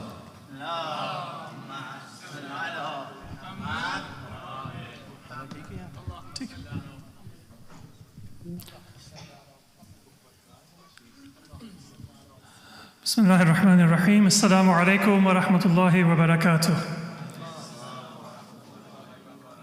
It's been a very beautiful and inspiring program. I hope it hasn't gotten too long for the younger members of our community. Really, this program was for our children and our youth. And also a reminder for those of us who are a little bit older, very enthusiastic presentations, recitations, and particularly a very insightful, although unfortunately too brief remarks by Dr. Hassan Abbas. But this is an opportunity for us not to summarize the entire life and teachings of a personality, a poet, a philosopher, an intellectual, and a thinker like Allama Muhammad Iqbal in one setting. It's an opportunity for us to remember the importance of honoring and studying these thinkers so we can learn lessons that are relevant for our own time. And so because the program has been already quite detailed, I will just very briefly summarize a few points. I won't repeat some of the excellent points that were already raised. Probably the most Shi'i part of Allama Iqbal in my mind, in addition to his constant references to Ahlul Bayt and to Ishq or love as the foundation for an Islamic Renaissance, is his focus not on the past, but on the potential and the future of Islam. That is the orientation of the Islam of Ahlul Bayt. That don't just build on your past, or as Iqbal says in Jawab al-Shikwa, don't just sell the accumulated assets of your ancestors and consider yourselves to be wealthy. What is it? Khune ko naam jo qabron ki tijarat karke kya na bechoge jo mere sanam patthar ke.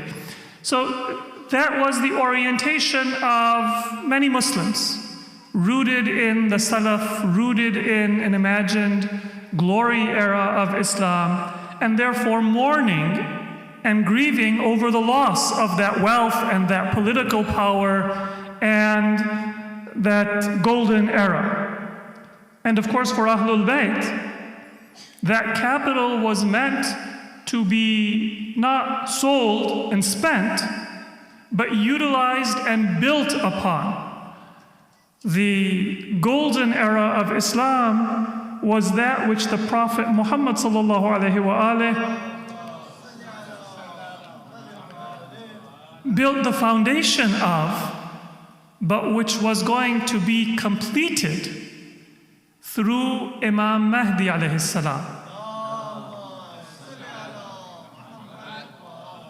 When the ideals in the Quran, they are going to be implemented. That was the tanzeel, the revelation.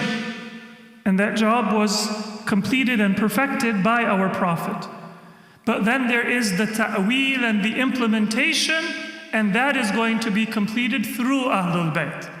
And so, although not always explicitly, but the reorientation that Iqbal wanted to bring to the Muslims, that don't focus on the past, and also don't seek your future in the model of a more technologically advanced West, but look at the potential of your heritage and your religions to build a future on the prophetic model.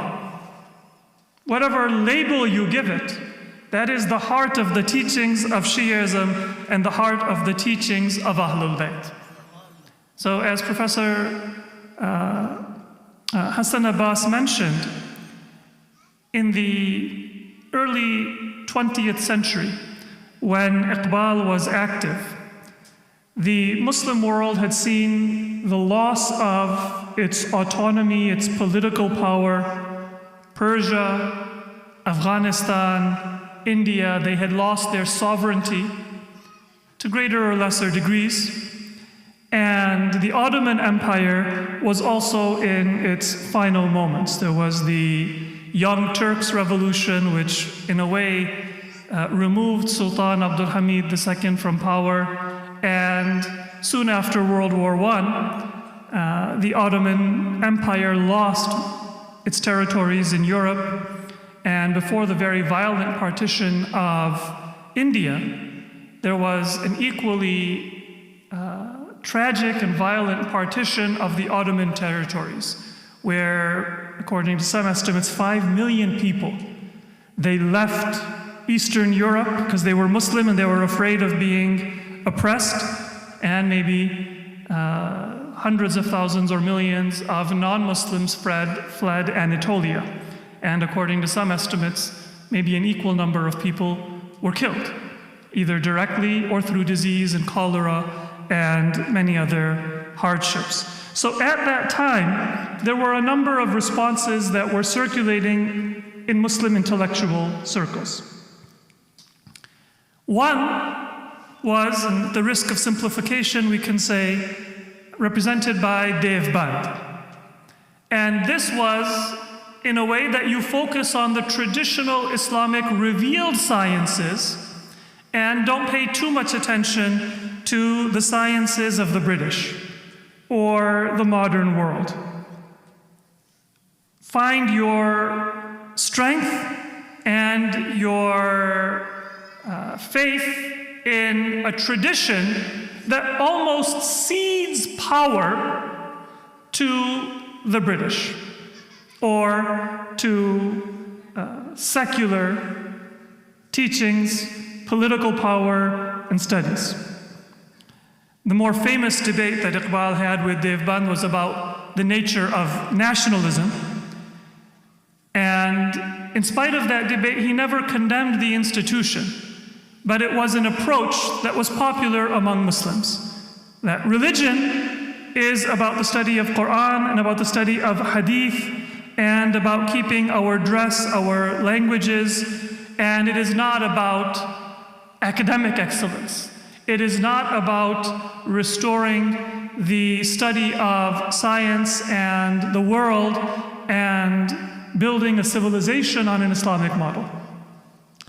The other extreme, again at the risk of oversimplification, is represented by the Anglo-Indian College, later Aligarh Muslim University. And both of these were instituted either just before Iqbal's birth or in his youth. And this was to produce a Muslim institution of learning on the model of Oxford and to create a Muslim intellectual elite that in some ways was westernized or Europeanized. And Iqbal saw potential both in Devband and in what later became the Aligarh Muslim University, but his call was that don't turn your back on the study of the sciences of this world, and don't study them in the model of Europe. And don't be disappointed by the setbacks that have been suffered by the Muslims in the modern period. Don't be inspired by hate. And this is an important lesson for us today as well. You see oppression, you may see massacres that are committed by your enemies, and sometimes you feel a great hatred for the evildoer. That is not going to bring you to triumph, because success must be born of a positive force and not just a reactive or a negative force. Now, Brother Hassan Zaidi, you recited several couplets from Tulu Islam, and I was going to recite a few of them. I won't repeat the ones that you recited, but a few more. Tulu Islam means the dawn of Islam. And this is referring not to the Salaf and the past, but to the future and to the potential. And they are connected, but it is the future that Iqbal wants us to think about and to build.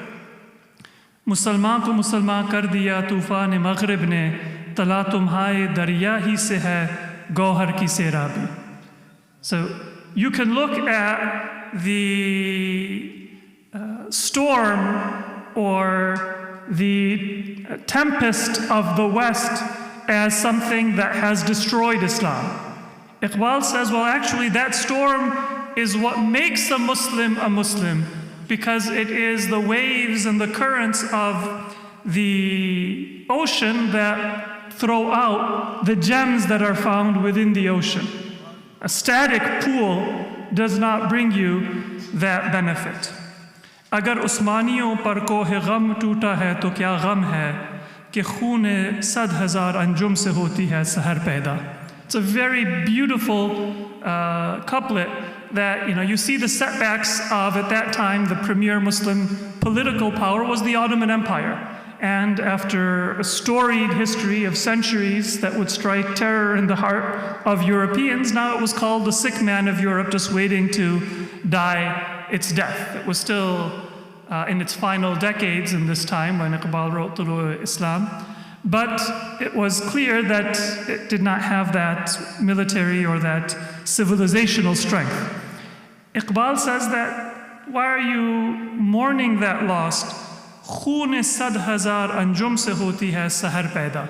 That you're like a person staring at the night sky just before the dawn. And as dawn is about to break, what do you notice?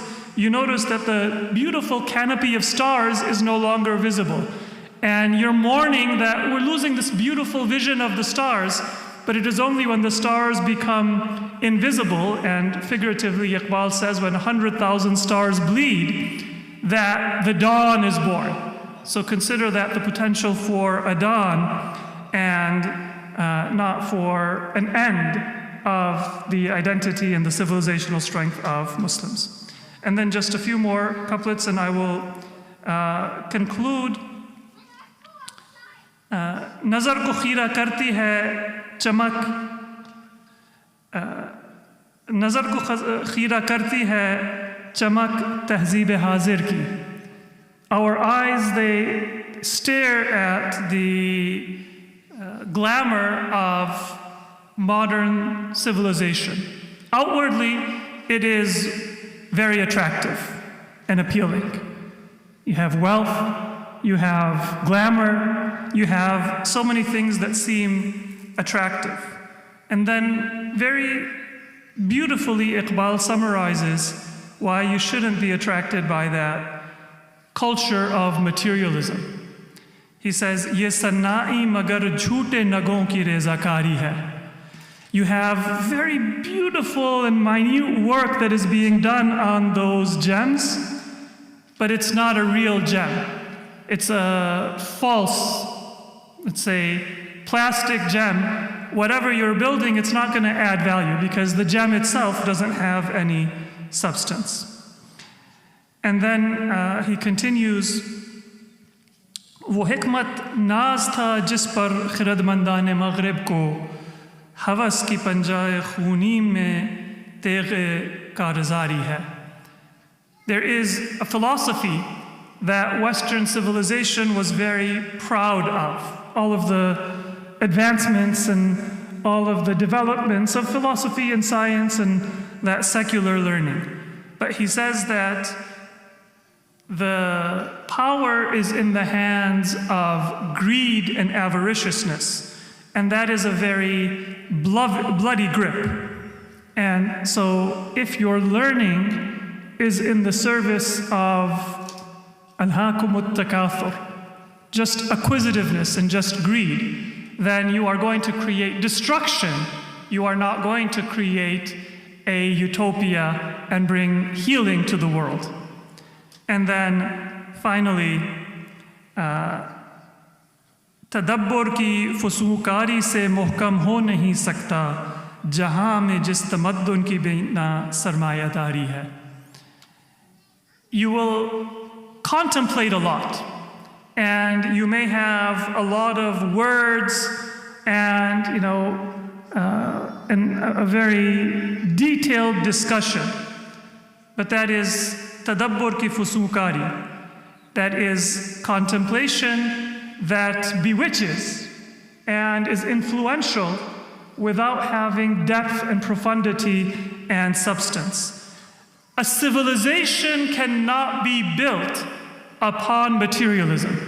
And that's something that now even sometimes you find non-Muslim critics, they are saying that capitalism, it produces a certain art, it produces a certain literature, it produces a certain architecture, but because it doesn't have heart and soul, it also destroys the very foundations of the literature, the art, the poetry, the architecture that it is using for its masterpieces. A masterpiece is born of soul and spirit, and not sarmayadari, not materialism or capitalism. And what Iqbal wants us to realize is that heart and that soul, it isn't just an aesthetic sense, but it is a religious and a moral sense that unites our material and our spiritual aspects into one very powerful whole. So it's very enlightening that we were here to hear some of the poetry, listen to some of the poetry, and to hear words of wisdom about the thought of Allama Iqbal. But I hope this is a starting point for us to continue to be inspired. And one of the beauties of poetry is that it is an academic discourse. It is meant to come into your heart and to motivate you to think and to respond to the world and to your environment in a different way. So may we learn, but more importantly, may we be inspired to act and to respond to the world in a way where we can live up to and we can build those ideals that are taught to us by our religion that were so beautifully and eloquently described by Allama Iqbal, but at its source that goes back to the teachings of the Quran and Prophet Muhammad and Ahlul Bayt alayhimus salam.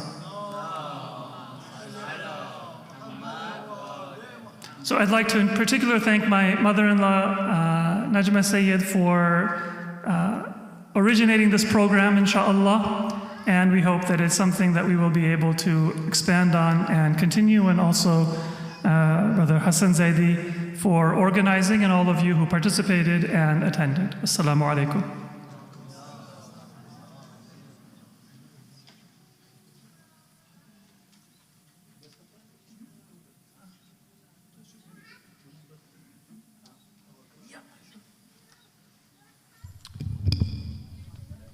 So we can conclude, as is customary in our programs, by remembering marhumeen of all of you who attended, of our reciters, our guests, and sponsors, and for all ulama, shuhada of Islam, and once again for Allama Iqbal, Surah Al-Fatiha. Bismillahir Rahmanir Rahim. Alhamdulillahi Rabbil Alameen. Ar-Rahmanir Rahim. Maliki Yawmiddin. إياك نعبد وإياك نستعين